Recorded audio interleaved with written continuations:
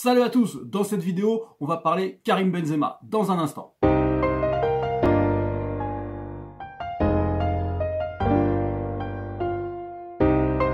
Et n'oublie pas que tu as toujours la possibilité de souscrire à notre zone membre dans laquelle tu retrouveras des exercices spécifiques, attaquant notre programme d'entraînement espace réduit, des exercices avec nos joueurs de centre de formation et plein d'autres exercices individuels. Et plein d'autres bonnes choses comme nos vidéos de conseils et autres. A très vite sur la zone membre. Alors aujourd'hui, je vous propose de découvrir une analyse de Karim Benzema, mais un peu différente de ce que je vous propose d'habitude. Donc car cette fois-ci, on va plus faire une analyse de progression qu'une analyse technico-tactique. Et donc je vais réaliser pour vous un décryptage de la progression de Karim Benzema au fur et à mesure des années. Allez, on y va.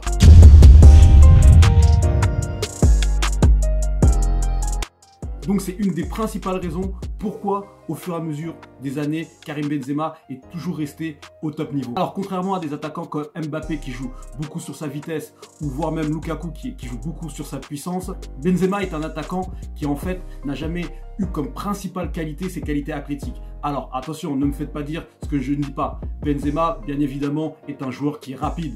Benzema, bien évidemment, est un joueur qui est très costaud de haut jeu. Mais ce ne sont pas ses qualités principales et si vous voulez, contrairement à d'autres attaquants, il ne dépend pas forcément de ces qualités-là pour performer. Alors, la première chose, quand vous voyez jouer Benzema et quand vous l'avez vu jouer durant toutes ces années, sa qualité principale se situe au niveau de sa qualité technique. Ce qui fait que plus les années avancent, en fait, vu qu'il ne dépendait pas de qualité athlétique, moins il est impacté par ça. Car il faut savoir en fait, entre 25 et 30 ans, c'est censé être les meilleures années pour un attaquant. C'est-à-dire l'attaquant où il est à ce qu'on appelle son prime, où il est à son top niveau. Donc ces années-là, c'est les années où vraiment les attaquants sont à leur pic, on va dire. Et passé ces années-là, en fait, ça commence à redescendre. Pourquoi ça? Parce que beaucoup d'attaquants jouent sur leur qualité physique. Et à partir de 30-31 ans, les qualités physiques commencent à baisser. Ce qui n'arrive pas avec Benzema, vu qu'en fait, il n'a jamais été un joueur très athlétique, comme je vous disais précédemment, qui comptait essentiellement sur ses qualités athlétiques. Ce qui fait qu'il peut encore durer de nombreuses années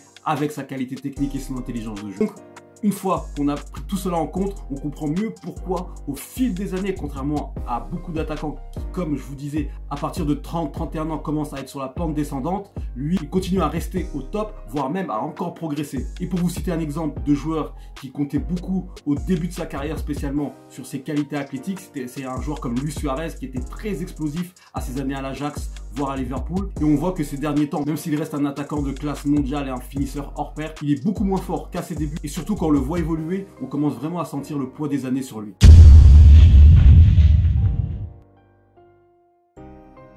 Deuxième élément qui lui permet de encore performer à ce niveau, c'est le fait qu'il soit un gros bosseur.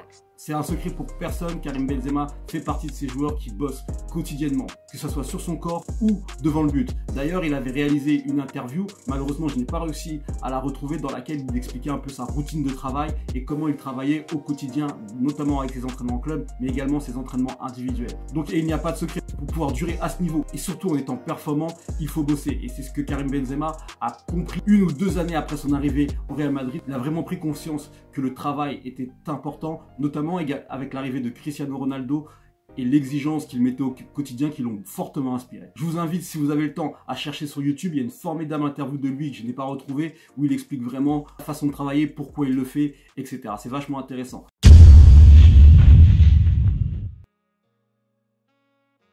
Nouvel élément, et qui est pour moi le plus important, et qui a vraiment fait qu'il progresse au fur et à mesure des années, et qu'il soit le joueur qu'il est actuellement, c'est son mental. Karim Benzema, c'est un joueur mentalement qui est très très fort. Et au niveau du mental, je referai une vidéo sur ça pour vraiment vous expliquer. C'est sur ce point-là, vraiment, contrairement à d'autres attaquants qui sont venus au Real de Madrid également, où il a vraiment fait la différence. Il faut savoir que Benzema, c'est un joueur que lorsqu'il a travaillé avec Mourinho, s'est fait, entre guillemets, insulter de chat devant toute la presse mondiale. Ça, c'est juste un exemple. Un autre exemple, c'est un joueur qui était décrié par tout le public madrilène, par tous les médias espagnols, qui avait même un jour, je me souviens, avait titré il est mort dans le sens où son transfert était acté, il ne serait plus titulaire au Real de Madrid. Sans oublier également ce qu'il a subi, ce qu'il subit à tort ou à raison, peu importe, ici en France. Et donc beaucoup de joueurs auraient craqué sous la pression, auraient craqué mentalement, nerveusement, suite à toutes ces attaques de tous les côtés. Mais Benzema, non. D'ailleurs, je vous laisse écouter un extrait d'une de ses interviews sur le côté mental. What would you say is the importance of being strong mentally to become a great player, to play against the best footballers in the world? C'est obligatoire. C'est obligatoire parce que tu peux avoir le talent, mais il faut travailler. Et je pense que pour moi, une chose des plus importantes, c'est le mental. Parce qu'il y aura des moments où tu seras en bas, il y a des moments où tu seras en haut. Et le plus important, c'est de rester comme ça, sur une ligne. Et ça, c'est avec le mental. Parce que dans un club comme le Real Madrid, il y a beaucoup de pression, beaucoup de challenge. Et c'est ce qui fait que tu dois avoir un grand mental. Et d'ailleurs, sur le mental, je vous ferai une vidéo plus tard pour vous expliquer pourquoi c'est la chose la plus importante, même avant tout ce qui est qualité technique, physique, etc. Très peu de personnes vous expliquent. Et c'est vraiment dommage car c'est vraiment la base de tout bon joueur. Tout bon joueur a un gros mental.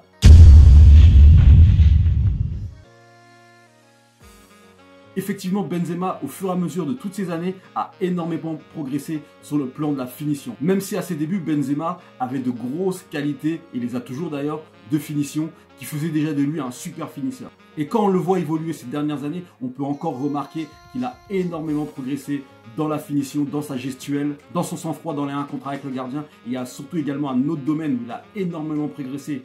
Comme quoi, à tout âge on progresse, c'est dans le jeu de tête. Il faut savoir que sur l'année 2019, ça a été le meilleur buteur de la tête dans tous les 5 grands championnats réunis, qui est une grosse performance. Et pour ceux qui ont connu Benzema à ses débuts, le jeu de tête n'était vraiment pas un de ses points forts. Et donc ça montre encore une fois qu'avec le travail effectué dont je vous ai parlé tout à l'heure, il a beaucoup progressé à ce niveau. Également dans sa progression, on peut même ajouter à ça, c'est sa faculté à se déplacer. Quand vous le regardez maintenant se déplacer sur le terrain, c'est fait très intelligemment. Bien sûr, il a gagné ça au fur et à mesure des années avec toute son expérience et c'est quelque chose qui lui permet d'être encore performant sans avoir besoin de grosses qualités athlétiques comme je disais tout à l'heure, rien que grâce à sa qualité de déplacement et de mouvement sans ballon. Évidemment, il a précisé que c'est grâce au travail spécifique, notamment réalisé avec Zidane déjà lors de son arrivée en tant qu'entraîneur adjoint avec Carlo Ancelotti.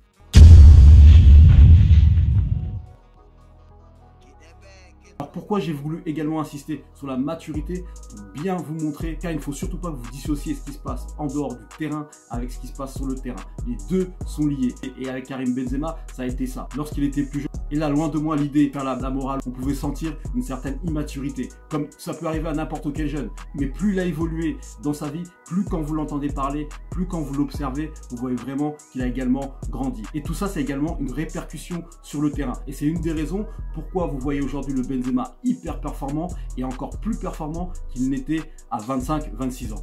Et d'ailleurs, encore une preuve de cette maturité, c'est le fait qu'il soit régulièrement capitaine du Real Madrid. Et ça ne surtout pas sous-estimer. Être capitaine du Real Madrid, pardon, on dit bien Real Madrid et non Real de Madrid. Et être capitaine du Real Madrid, un des top 10 clubs mondiaux, c'est quelque chose de très fort. Et ce capitanat, il ne le donne pas à n'importe quel joueur.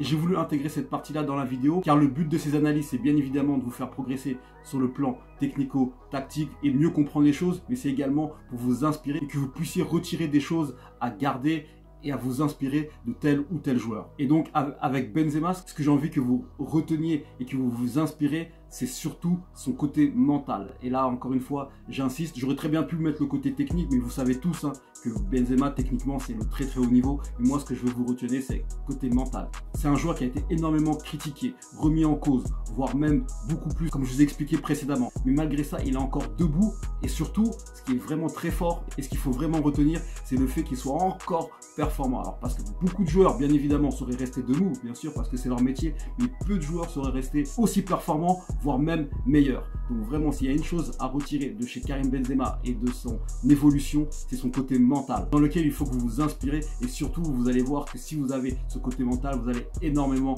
progresser. Voilà, c'est tout pour cette analyse de Karim Benzema. J'espère que vous avez apprécié et surtout que vous avez appris pas mal de choses qui vont vous aider pour la suite de votre carrière. Si vous n'êtes pas encore abonné, n'hésitez pas à vous abonner. abonner. Plus de vidéos de ce type viendront régulièrement en 2021. N'hésitez pas à liker, poser vos questions dans la zone commentaire, elle est faite pour ça. Moi, je prends un réel plaisir à vous lire et à vous répondre. Likez, partagez avec vos amis sur Facebook, Instagram, etc. Moi, je vous dis merci d'avoir regardé cette vidéo et je vous dis à très vite.